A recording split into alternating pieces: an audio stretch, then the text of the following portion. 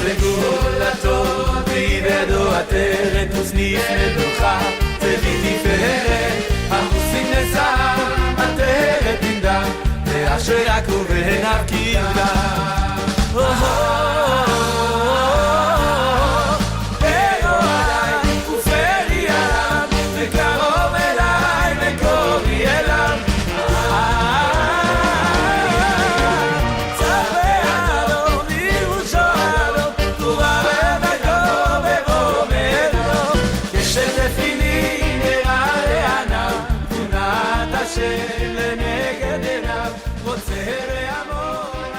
Good morning to everyone. This is Magen Avot number 4, and today we're going to deal with the following question. If indeed it's like Chazarat Hashatz, do you need to stand with your feet together?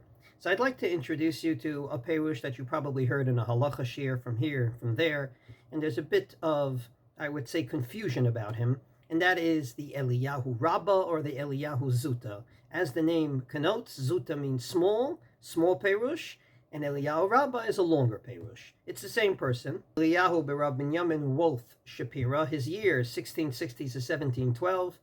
He was a colleague with the Magen Avraham and the rest of those that basically wrote perushim on the Shulchan Aruch. He wrote the Eliyahu Zuta, a small perush on the Levush, which is a work on Jewish law, which was not as famous simply because the Shulchan Aruch was printed around the same time. And he also wrote the Eliyahu Rabbah, mainly by his students, on the Shulchan Aruch. So sometimes when he quotes something, you don't know. Is he quoting from here or from there? So you got to be very, very careful.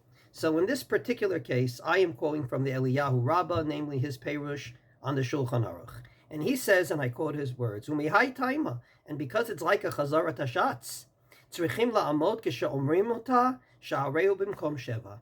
The Chazan has to stand because it's like Chazarat Hashatz. Just like we stand for Chazarat Hashatz, you got to stand for this. Based on that, the Piskei Tshuvos, which is a book that came out in the 20th century with every tshuva possible under the sod, I would just add not always the Zionistic poskim, but most poskim are in there. He says, V'lachen, and because of this, Omrim oto ba'amidah, you have to indeed stand. And then he writes a footnote, number 82. And because of this,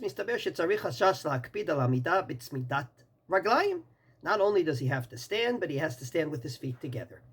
So if yesterday we said we have not seen a chazan yet bow when he starts the Me'ain Sheva, today I'm happy to report that I've seen every chazan stand with his feet together when he says Me'ain Sheva, which leads me to the following conclusion, and with this we're going to conclude the Me'ain Sheva mini-series. Sometimes in halacha, you can't put things into categories. I love categories. I love saying this is a gavra and this is a chefza. I love saying you can very neatly say that Me'ain Sheva is or isn't. But sometimes the evidence just happens to be such that there are too many yotzim min haklal, namely exceptions that prove the rule, that basically says there is no rule. So on the one hand, you have to stand, but on the other hand, you don't bow. On the one hand, you don't talk. On the other hand, it's a machlokes if you can fulfill your obligation via the Me'ain Sheva in place of davening Ma'ariv. Since the evidence is not clear, it leads me to one conclusion. It's a quasi Chazarat Hashatz. It's not totally, but it's not everything. As Rav Soloveitchik once said about a certain conversion that was questionable, I can't say they did everything, I can't say they did nothing.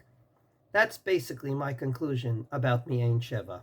Sometimes, in halacha, you cannot put something into a clear, nice category, and you just have to live with the evidence the way it is, and that is, it's a quasi Chazarat Hashatz and not a full Chazarat